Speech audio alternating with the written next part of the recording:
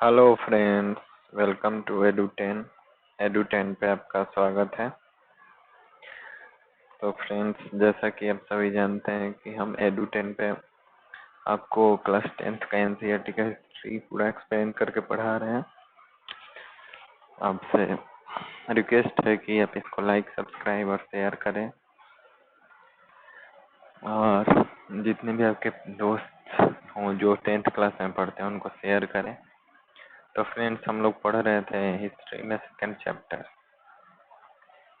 आज हम पढ़ने वाले हैं उसी में पिछले क्लास में हम पढ़ चुके हैं कि कैसे अमेरिका वियतनाम में युद्ध में कूदा और उसने पूरे वियतनाम में कितने बम बरसाए, कितने लोगों को बहुत ही क्षतिग्रस्त किया। फिर भी वियतनामी लोग क्या किए, उनके सामने डटे रहे। समझ रहे हैं ना, इतना छोटा देश उतना डेवलप कंट्री के सामने समझिए पूरा डटा रहा युद्ध में। समझ रहे हैं, एकदम अमेरिका में लोग बम बरसाता था फिर भी वो लोग डरते नहीं थे। अब इसी में हम आगे पढ़ने वाले हैं द हो ची मिन ट्रेल। अब ट्रेल का मतलब क्या होता है? ट्रेल का माने होता है कि ऐसा रास्ता जो कि माने भूल भुलैया हो। अब देखिए, ये हो ची मिन ट्रेल। देखिए यहाँ से निकला है, और रुके हम इसको पूरा दिखा रहे हैं आपको। देखिए, फिर वियतनाम से निकला है, लाओस में भी आया है, और इसका कुछ कुछ छोटा छोटा भाग कहाँ है? देखिए इधर वियतनाम में साइड साइड में घुसा हुआ है। इसी को हम हो ची मिन ट्रेल कहते हैं। अभी भी हो ची मिन मार्ग है। आइए हम आपको इसका दर्शन करा देते हैं हो ची मिन मार्ग का।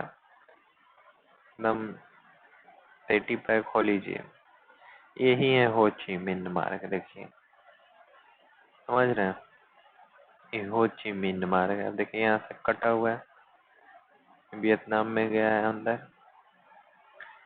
और ये देख टेक्नोलॉजी का स्थिति। यहाँ पे देखिए एक ट्रक जा रहा है, इसको भी हम आपको दिखा दिए।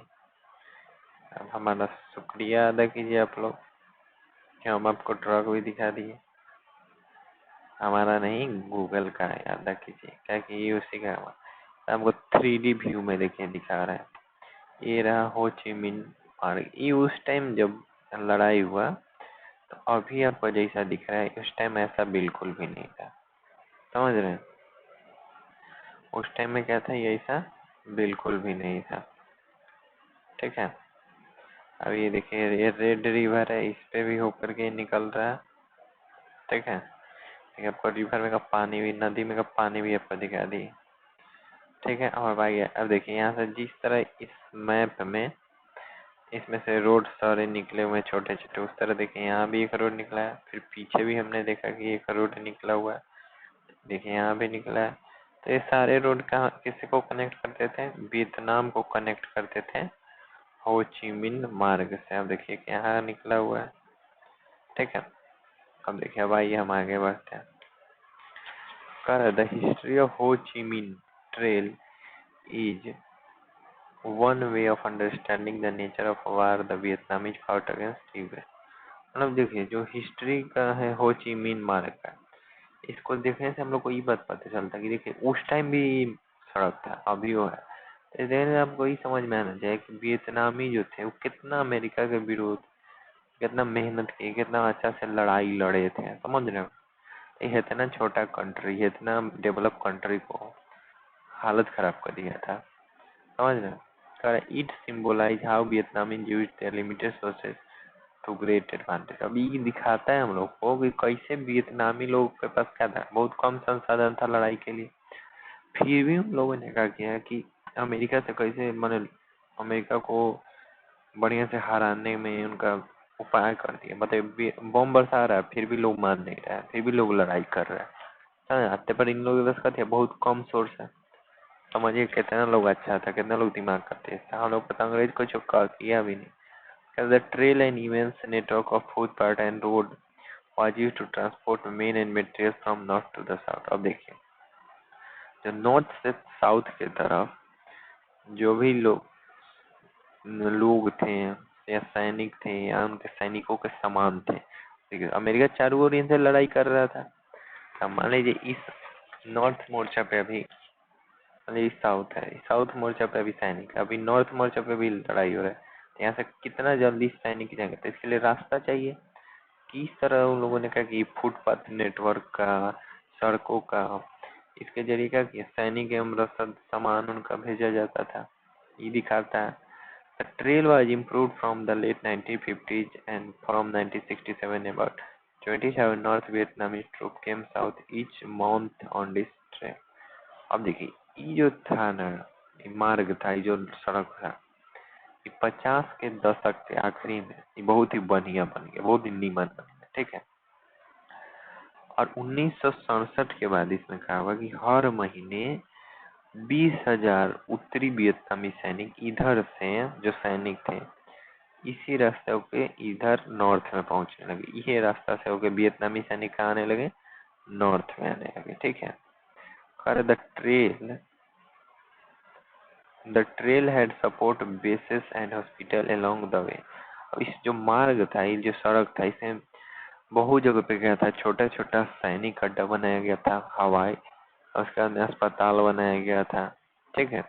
इन some parts supplies were transported in trucks but mostly they were carried by porters who were mainly women। अब ये जो सैनिकों का जो सामान था, वो तो इतना डेवलप सड़क नहीं था कि हर जगह वो ट्रक से जाए।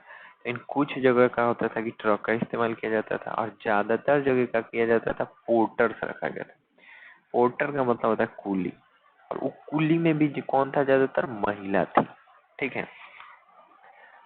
These porters carried about 25 kilos on their back और about 70 kilo on the back। अभी जो भी पोर्टर थे, क्या करते, 25 किलो सामान अपना पीठ पर ला लेते हैं, 70 किलो सामान अपना साइकिल पर रखते थे और निकल जाते थे, ठीक है। अब देखिए कितना लोगों ने, अच्छा मेहनती था। अरे most of the trail was outside Vietnam, neighbouring Laos and Cambodia with branch line extending in South Vietnam. अब देखिए यहाँ एक चीज दिखाया है, आपको एक हम चीज दिखाते हैं। जो भी ज्यादातर जो इस सड़क था, इकान लाई करता था लाओस और कंबोडिया में, आप भी देख रहे हैं। और इसमें से कहा था एक छोटा छोटा ब्रांच निकला हुआ था सड़क का, जो कि साउथ वियतनाम की तरफ आता था, ठीक है।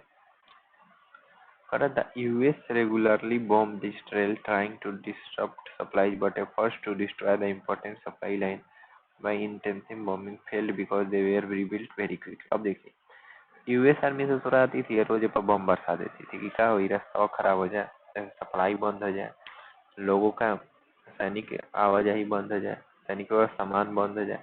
क्या होता था, जैसे वो इन्हें बम मार के जाते थे, इन्हें लोग क्या करता था, बेन बनाना शुरू कर लेता था। इतना जल्दी बनाता था ना कि यूएसओ आर्मी हैरान हुई थी कि सोच रहा करे तो क्या करे। और देखिए यहाँ देखिए कितना लोग भीड़ा हुआ है ये रोड बनाने के लिए, रीबिल्डिंग डैमेज रोड को बना रहा है सब। तो समझिए लोग कितना बढ़िया था। और देखिए ये हो ची मिन्ह रास्ता, इस पर सैनिक सब जा रहा है। इसके बाद आगे है लेटर्स ऑफ मिस्टर सोडैम। अब देखिए ये वो श्री दो शाम है वो, ठीक है, इन्हीं का वो लेटर है। ये क्या थे ना, अभी आपको हम हिंदी में इसका समझा देते हैं। अब आप छोटा सा समझ लीजिए, बहुत बड़का ये लेटर लिखे हैं, इनको हम समझा देते हैं। कह रहे हैं कि ये दो शाम जो थे ना, वो कर्नल थे, ठीक है, वियतनामी तोपखाना में। वो अमेरिका से जीतने की शुरुआत में जो टेंटाकरवन हुआ था, उसमें वो शामिल थे। और उनका एक पत्र लिखा हुआ है, उसी का कुछ भाग दिया गया है। ये डेट कही गया है 6 तारीख, 1 मिनट 6 तारीख 1900, चाहिए कुछ प्रॉब्लम हो गया। हाँ ठीक, ये डेट कब का है, 6 तारीख 1968 का है, ठीक है। आप भी देख रही हैं। कह रहे हैं इसमें ये लिखे कहती हैं कि मैंने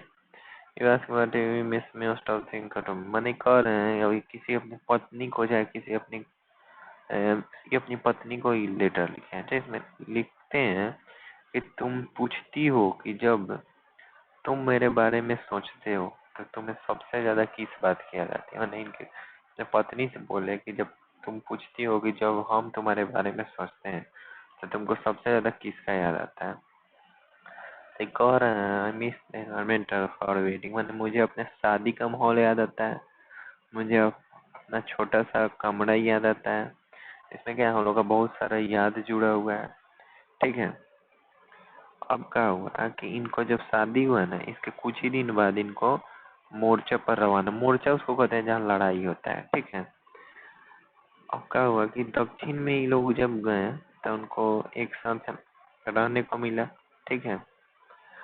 उसके बाद क्या हुआ कि इनको बाद में वहां से दूसरी जगह हटा दिया गया, इनकी पत्नी अकेले रह गई, इसीलिए ये को लेटर लिखे हैं। ठीक है। और कह रहा है last night car kept heading south, मतलब पिछली रात हमारी गाड़ी साउथ की ओर बढ़ रही थी। This morning I am writing to you sitting on a stone surrounded by the sound of stream. अब देखिए वो टाइम तक हमने इस अभी के तरह फोन नहीं था कि फोन कर दिया जाए। ये बेचारा क्या कर रहे हैं, अपना मेहरारू का याद में पत्र लिख रहे हैं। ठीक है। अब कहाँ बैठ के लिख रहे हैं, देखो चट्टान पे बैठ के लिख रहे हैं, यहाँ चारों तरफ पेड़ है, ये सब है। तो इसके बाद फिर ये गौरव पत्र लिखे, जून 6, 1968 को गौरव पत्र लिखे हैं। ठीक है। सॉरी, इसके बाद ये गौरव पत्र लिखे हैं 1968 में। ठीक है। अब छठा महीना जनवरी फरवरी मार्च अप्रैल में जून होगा। अब इसके बाद में ये गौरव पत्र लिखे हैं, तो इनका पत्र से एक कोनो मायने नहीं रखते, बस ऐसा ही दिखाया गया। अब आप लोग थोड़े पत्र लिखते हैं, आप लोग तो डायरेक्ट फोन करते होंगे। अब फोन आ गया, उस टाइम तो फोन था नहीं, तो बेचारा करे तो क्या करे, तो पत्र लिख के अपना मन को संतोष कर लेता था। समझ रहे हैं आप। करे the nation and its heroes, मतलब राष्ट्र और उसके हीरो। ठीक है। करे another way of looking at social movement its is to see how they affect different group in society.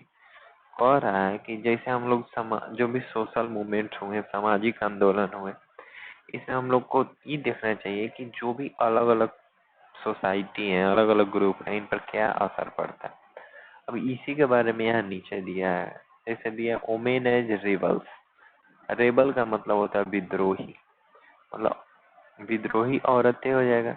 और women in Vietnam traditionally enjoyed greater equality than in China, particularly among the lower classes, but they had only limited freedom to determine this future and played no role in public। अब देखिए कह रहा है कि चीन के मुकाबले Vietnam में कहा है कि औरतों को ज्यादा अच्छा दर्जा दिया गया, मतलब ज्यादा वरीय से लोग को ट्रीट किया जाता था उस टाइम। चीन में उसके मुकाबले क्या था, कम था। और एक खास तौर में जो भी निचला तबका का था, जो लोअर क्लास के था, ठीक है, उनको क्या था कि ज्यादा बराबरी दिया जाता था मर्दों के अपेक्षा। अभी इंडिया में बराबरी दिया था, लेकिन उस टाइप से हम लोग अभी नहीं कह सकते हैं कि बहुत ज्यादा बराबरी। बराबरी का मतलब क्या है कि औरतें घर का हर चीज देख रेख कर, लेकिन अभी भी आप गांव देहात में जाएगा तो औरतें को लोग कम वैल्यू देता है।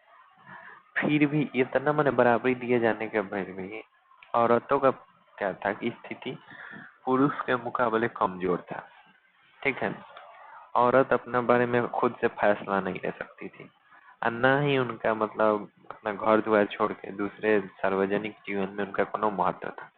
अभी तक हम लोग यहाँ महत्व है देख रहे हैं, मुखिया औरतें बन रही है, जिला परिषद में औरतें हैं, सरपंच औरतें हैं। तब सरकार क्या कर रही है, धीरे धीरे इस सबको बढ़ावा दे रही है औरतों को। ठीक है। उस टाइम ऐसा कुछ नहीं कर। As the nationalist movement grew the status of women came into came to be questioned, a new image of womanhood emerged। अब देखिए जैसे जैसे क्या हुआ कि वियतनाम में राष्ट्रवादी आंदोलन शुरू हुआ, तो समाज में क्या हुआ कि महिलाओं का हैसियत और उनका स्थिति पर सवाल उठने लगा। महिलाओं का एक नया छवि सामने आया। Writers and political thinkers began idealising women who rebel against social norms. अब देखिए जो भी राइटर्स थे, जो भी लेखक थे, जो भी राजनीतिक विचारक थे, ठीक है, वो क्या करने लगे कि जो भी महिलाएं विद्रोह में क्या करती थी कि हिस्सा लेती थी, तो उनको और दूसरी औरतों को दिखाने के लिए आदर्श के रूप में, हमारे जो हम लोग को किसका आदर्श सिखाया जाता है, राम जी का। कहते राम जी बहुत अच्छे आदमी थे, बहुत बढ़िया पुरुष थे, वो महापुरुष थे। इसी तरह जो भी औरतें उस टाइम विद्रोह में हिस्सा ली, उनको उनका छवि को लोगों को आदर्श के रूप में दिखाया गया। और इन 1930 a famous novel by Nat Lynn caused a scandal because it showed a woman leaving a forced marriage and marrying someone of her choice, someone who was involve in nationalist politics. अब देखिए अब क्या हुआ है कि 1930 में वो नहातलीन नाम का लेखक था। उन्होंने क्या किया, उस एगो उपन्यास लिखा। इसे बहुत बड़का स्कैंडल हो गया, माने विवाद हो गया। इसमें क्या हुआ ना कि उन्होंने वो औरत को, इसका मान लीजिए कि कोनो उपन्यास है, कोनो फिल्म होता है तो में हीरोइन होती है, लेकिन उपन्यास में क्या था, उनकी एगो नायिका थी, हीरोइन थी। वो क्या करते कि वैसा व्यक्ति के साथ रहने से, अब मान लीजिए उपन्यास लिखोगे तो कुछ सोच समझ के लिखेंगे, कोनो कहानी बने उपन्यास, तो कहानी तो बड़का कहानी होता है। तो इसमें जो उनकी हीरोइन थी ना, वो वैसा आदमी के साथ रहने से इनकार कर देती है, जगह साथ उसका किया गया है, जबरन विवाह कर दिया। यह बात आप लोग समझ रहे हैं। मान लो कहानी लिखी है, कहानी में कोई हीरोइन बनाए, मान लो सीता, गीता, रीता कोनो होगी, वो क्या की कि वो आदमी जो था उसके साथ रहने से इनकार कर देती। वो ऐसा आदमी था जिसके साथ उसका क्या किया था, जबरन उसका विवाह कर दिया गया था। उसका लड़की का कि छोड़ दी हुआ आदमी को, अपना पसंद के जो लड़का था ओकरा से बियाह कर ली। देखिए एक हिसाब से वो ठीक है कि मान लीजिए कि जो उसका पसंद नहीं है उसके साथ काहे रहेगी, तो बाकी छोड़ करके अपना पसंद के आदमी से बियाह करे। देखिए जो और लोग भी, जो बाप मतारी, वो भी आपके बारे में कुछ सोचिए कि शादी ब्याह करता है। हर ही सब लोग का अपना अपना ये है। और वो जो आदमी था वो क्या था, राष्ट्रीय आंदोलन में बहुत ही सक्रिय था, जैसे ब्याह की। और this rebellion against social convention mark the arrival of new man in Vietnam.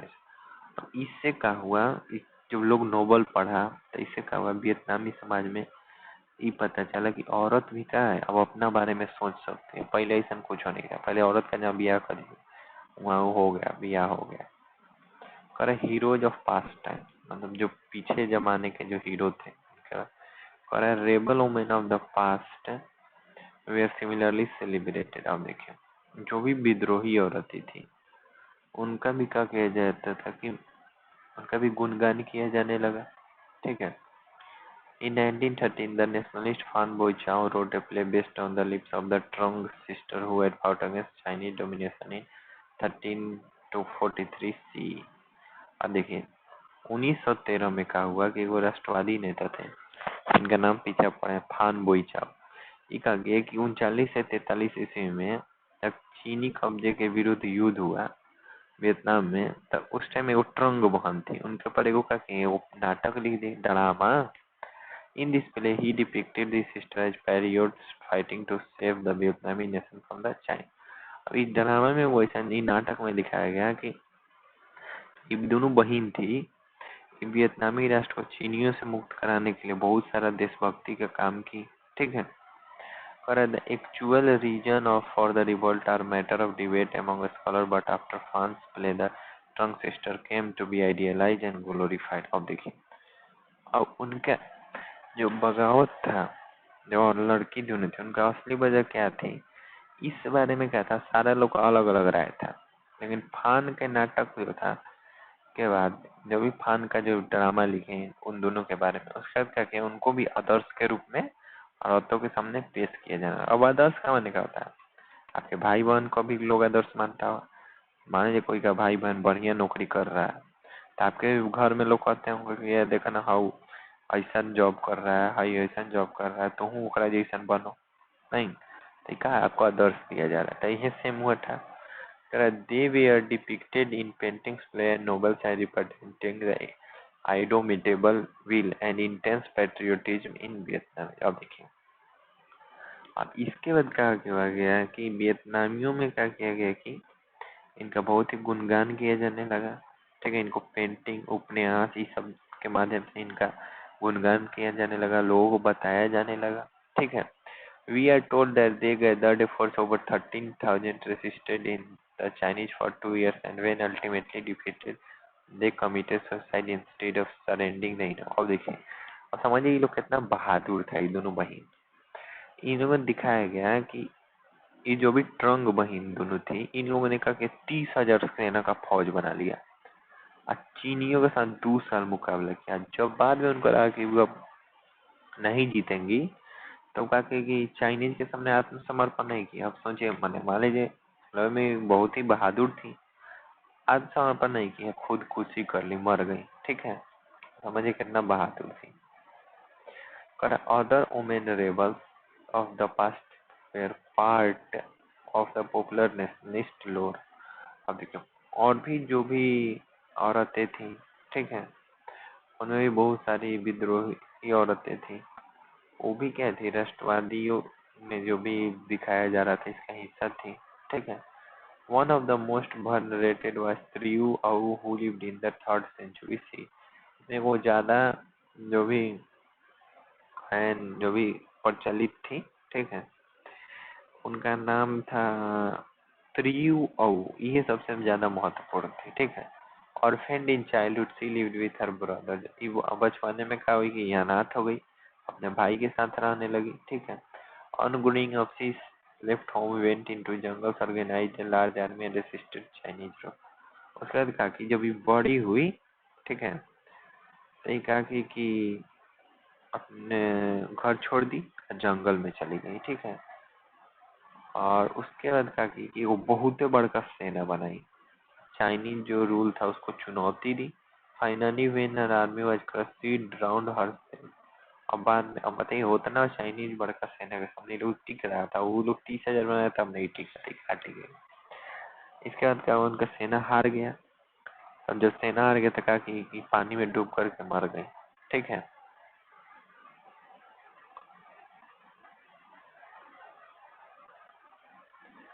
और she became a sacred figure, not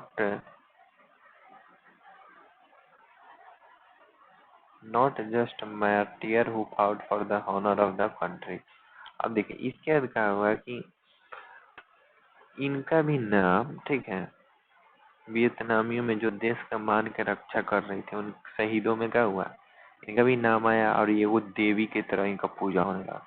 वैसे हम लोग के यहाँ भगत सिंह थे, चंद्रशेखर आजाद थे। अब चंद्रशेखर आजाद को पुलिस पकड़ने गया तो खुद ही गोली मार ली। समझ रहे हैं? ये लोग क्या था, शहीद था, इनका भी इसी तरह ही थी। ठीक है, अब इनसे क्या हुआ कि लोग भी इनसे प्रेरित हो गए, लोग भी कहा गया कि राष्ट्रवादी के लिए खूब प्रचार प्रसार करने लगे। ठीक है, उसका बाद कह रहा है ओमेन्स, ओमेन एज वॉरियर, मतलब वॉरियर का मतलब क्या होता है, योद्धा। तो जो भी औरतें योद्धा थी उनके बारे में कह रहे, in the 1960 photograph in magazine and journal show women as brave fighters. मतलब 1960 में क्या है, फोटोग्राफ्स हैं जो भी उस टाइम का मैगजीन है, उससे ही पता चलता है कि जो उस समय का हुआ कि औरतों का फोटो बहुत ही छपने लगा, जिसमें दिखाया जाता था कि औरतें दुश्मन से क्या हो रहा है, लोहा ले रही है और दुश्मन के साथ लड़ाई कर रही। There were picture of women military shooting down plane. अब देखिए, इसमें क्या है कि जो भी तस्वीर छापा गया है जर्नल्स में, पत्रिका में, इसमें जो भी प्रहरी दस्ते की औरतें थी, प्रहरी का मतलब समझते हैं, जो भी सैनिक दर्जे की थी, ये हवाई जहाज को मारते गिराते हुए दिखाया गया। जो भी औरतें हैं क्या कर रही हैं, हवाई जहाज को मार के गिरा रही हैं। ठीक है, they were portrayed as young brave and dedicated. अब इनको क्या किया गया कि इनको युवा बहादुर और ये समर्पित योद्धा के रूप में दिखाया गया जर्नल्स में। तो लोगों के अंदर भी कहा हुआ कि राष्ट्रवाद का भावना जगह, लोग भी लड़ाई में शामिल हुए। Stories were written to show how happy they felt when they join the army and could carry a rifle. अब बहुत सारे कहानी में यह दिखाया गया कि जो भी औरतें थी जब सेना में शामिल होती थी तो उनको राइफल उठाने का मौका मिलता था तो बहुत खुश होती थी। अभी इंडिया में भी ऐसा है, बहुत सारी लड़कियां हैं जो कि सेना में शामिल तो बहुत खुश होती हैं, बहुत सारे लड़के भी हैं। Some stories spoke of their incredible bravery in single-handedly killing the enemy. Nguyen Thi Sion, for instance, were reputed to have shot down a jet with just 20 bullets। अब देखिए, अब क्या हुआ कि नेवगियान थी सुहान नाम की वो महिला थी। ठीक है, ई का कि उनका लगे 20 गोली था, और वही 20 गोली चला के उनका कि वो जेट विमान को ऊपर से गिरा दी। समझिए कितना मन ब्रेव था ये सब, औरत थी, समझिए कितना ब्रेव थी। और women were represented not only as warrior but also as workers. अब वुमेन्स को सिर्फ वॉरियर्स के रूप में ही नहीं दिखाया गया, वर्कर्स काम करने वाले के रूप में भी दिखाया गया। They were shown in a rifle in one and hammer in other. अब देखिए एक हाथ में उनके राइफल का फोटो बनाया गया, एक हाथ में हैमर का, मतलब ये काम भी कर सकती थी। ठीक है। Whether young or old women begin as depicted as selflessly working and fighting to save the country। अब देखिए यहाँ जरूरी नहीं था कि जो भी औरतें दिखाई देती है वो बूढ़ी हो या जवान हो, औरतों को सिर्फ ये दिखाया जाता है कि वो निस्वार्थ भाव से देश की रक्षा को लिए समर्पित है। ठीक है। As casualties in the war increased in 1960, women were asked to join struggle in the large numbers। अब देखो 1960 में जब क्या हुआ कि जब बहुत ज्यादा सैनिक मरने लगे तो औरतों को भी क्या किया गया, औरतों को कहा गया कि आप लोग भी बहुत ज्यादा से ज्यादा क्या सेना में भर्ती हो जाए। ठीक है। और many women responded and join the resistance movement. बहुत सारी औरतें क्या की कि इसको सुनी और क्या की सेना में भर्ती हो गई। They help in nursing and wounded, constructing underground rooms and tunnels and fighting.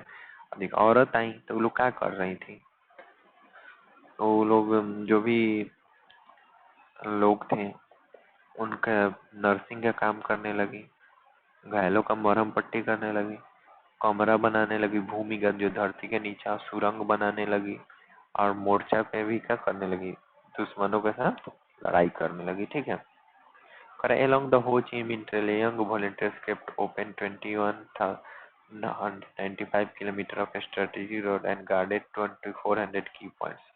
अब देखिए जो हो ची मिन्ह मार्ग था, अभी आपको दिखाया है, उसमें क्या हुआ ना कि वो देश के जो भी युवा वॉलेंटियर थे, वॉलेंटियर समझते हैं जो भी मतलब रखे जाते हैं वॉलेंटियर काम करने के लिए, वो 2195 किलोमीटर लंबा जो सड़क था उस पर दिन रात पहरा देते थे, अब 2500 ठिकाने का हिफाजत भी करते थे।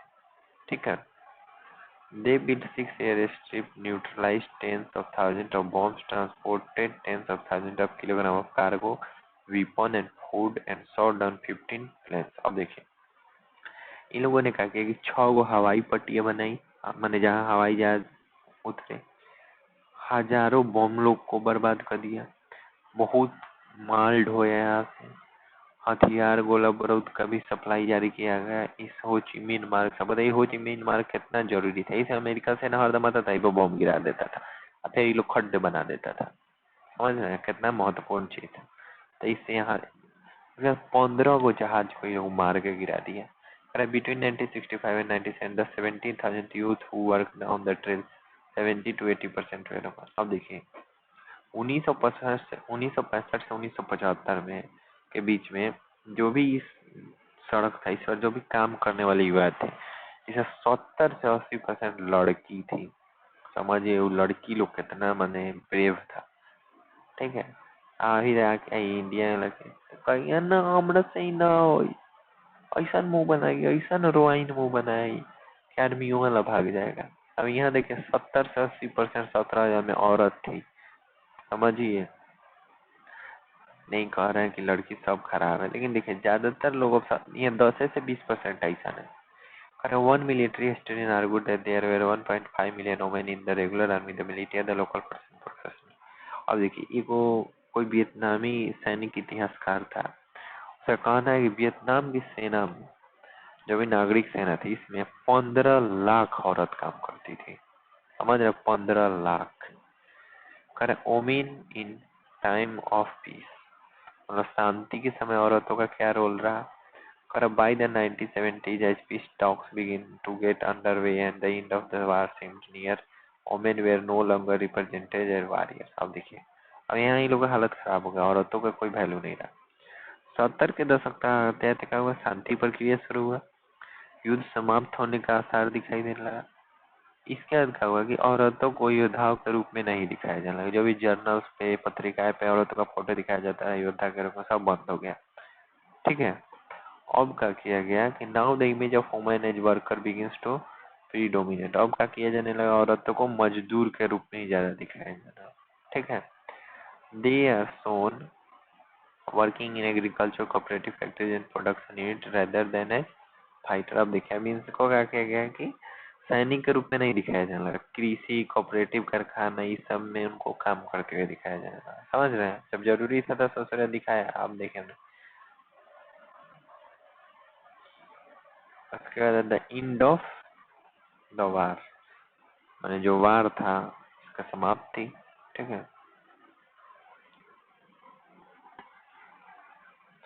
कर the prolongation of the war created strong reaction even with in the US. आप देखें, जो वार था, जो युद्ध था, वो बहुत ही लंबा खींचने लगा।